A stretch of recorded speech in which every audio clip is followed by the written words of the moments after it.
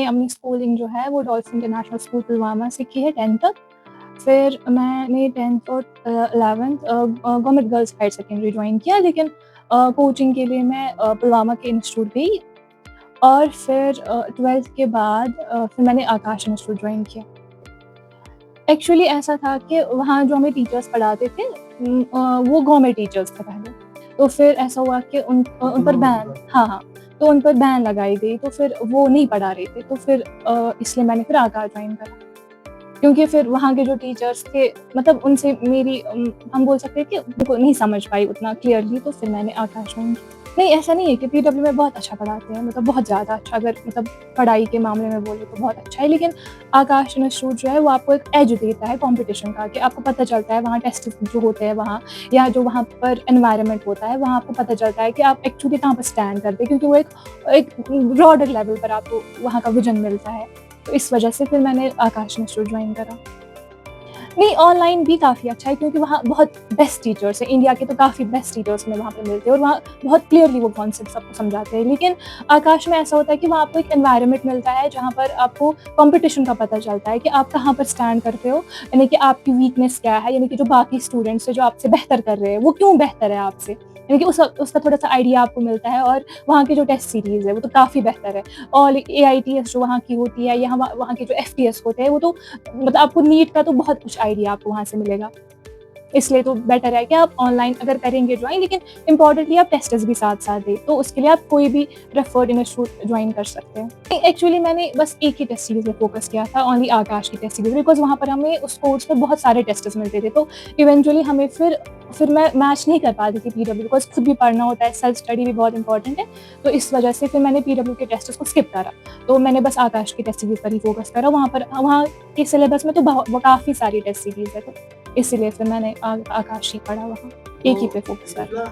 Actually मैंने 11th-12th में जब जॉइन करा था पुलवामा में, तो वहाँ पुलवामा के काफ़ी मशहूर टीचर्स पढ़ाते थे, जो आज भी काफ़ी मशहूर है, लेकिन वो गवर्नमेंट टीचर्स थे। फिर लेकिन जब मैंने 12th पास करा, तो फिर गवर्नमेंट ने जो है उन पर बैन लगाई।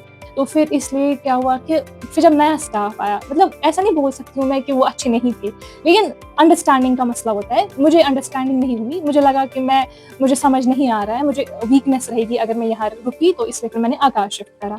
लेकिन ऐसे भी बहुत सारे टीचर्स हैं, प्राइवेट टीचर्स जो काफ़ी बेहतरीन पढ़ाते हैं, मैं नहीं बोल रही हूँ, बट ये it is all about understandings, और मेरी अंडरस्टैंडिंग वहाँ मैच नहीं हुई। ऐसा था कि टाइम टेबल तो एज़ सच था नहीं, लेकिन मैंने जब आकाश ज्वाइन किया, तो वहाँ की क्लासेस जो थी वो उनको मैंने फ़ॉलो करा, उनके जो DPPs हमें मिलते थे उनको मैंने फ़ॉलो करा, और उनके टेस्ट्स के अकॉर्डिंग मैं पढ़ती थी, और वो ज़्यादा यूज़फुल रहता है, बिकॉज़ आपको समझ आता है कि मुझे किस डायरेक्शन में पढ़ना है। तो एक तो आपको डायरेक्शन का पता चलता है, और फिर 1 हफ़्ते के बाद या 2 हफ़्ते के बाद जब FTs होते थे, तो पता चलता था कि आपको कितनी अंडरस्टैंडिंग हुई है। तो इस वजह से वो आपको काफ़ी हेल्प करेगा, बिकॉज़ आपको एक पर्टिकुलर डायरेक्शन मिली उससे। हाँ, डेफ़िनेटली मेरे मामू जो हैं उन्होंने मुझे फर्स्ट क्लास से ही पढ़ाया है। मुझे लगता है अप टू 12th वो मुझे हमेशा गाइड करते थे, और हमेशा मोटिवेट करते थे। अगर मतलब मेरी जो भी सक्सेस है, पूरा कंट्रीब्यूशन उनको जाता है, बिकॉज़ वही एक थे जिन्होंने मुझे डायरेक्शन दिखाई बचपन से ही। शायद मैं नहीं होती इस मुकाम पर, बस उनकी वजह से, और अल्लाह का फ़ज़ल है।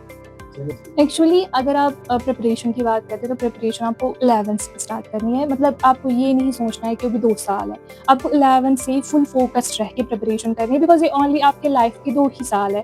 फिर आपको मतलब यही 2 इम्पोर्टेंट साल है, फिर तो लाइफ़ सेट है। मतलब हम नहीं बोल सकते सेट है, बट फिर भी आपको एक डायरेक्शन मिलती है, लाइफ़ एक पर्टिकुलर डायरेक्शन में चली जाती है। तो इसलिए 11th से आपको अपने कॉन्सेप्ट्स क्लियर करने हैं, बेसिक्स पूरे क्लियर करने हैं। नीट उतना टफ नहीं है। इम्पोर्टेंट ये है कि आप अपने बेसिक्स क्लियर करें, और ये है कि हार ना मानें, पूरा मतलब फ़ोकस्ड रहे पढ़ाई की तरफ। ये 2 साल भी अपनी ज़िंदगी के मतलब पूरा फ़ोकस्ड रहे, और मतलब जहाँ पर भी आपको ठीक लगता है आप वहाँ जाए, कंप्रोमाइज़ ना करें अपनी पढ़ाई के साथ, और टेस्ट दें रेगुलरली, बस यही नॉर्मल। मैंने पिछला वाला नीट दिया जो कैंसल हो गया, उसमें मेरे 645 बन गए थे, तो तब तो बहुत खुशी हुई थी। लेकिन फिर अनफॉर्चुनेटली हो गया कि कैंसल हो गया और रीनीट हो गया। लेकिन अच्छा हुआ, क्योंकि शायद जो डिज़र्विंग स्टूडेंट्स थे उनको कुछ ना मिलता, तो वो फ़ियर हो गया कि वो कैंसल हो गया। लेकिन फिर बहुत डिमोटिवेट होता है इंसान, लेकिन फैमिली सपोर्ट मिला, गाइडेंस मिली, मोटिवेशन मिला, और खुद का भी था कि हाँ करना है, तो इवेंचुअली हार नहीं मानी। एज़ सच तो अभी कोई प्रेफ़रेंसेस नहीं है, बट ऐसा सोचा है कि एक काबिल डॉक्टर बनना है, चाहे हम किसी भी फ़ील्ड में जाएँ, बस सर्विस देनी है, लोगों को सर्विस प्रोवाइड करनी है, बस वो लोगों के लिए बेहतर सोचना है।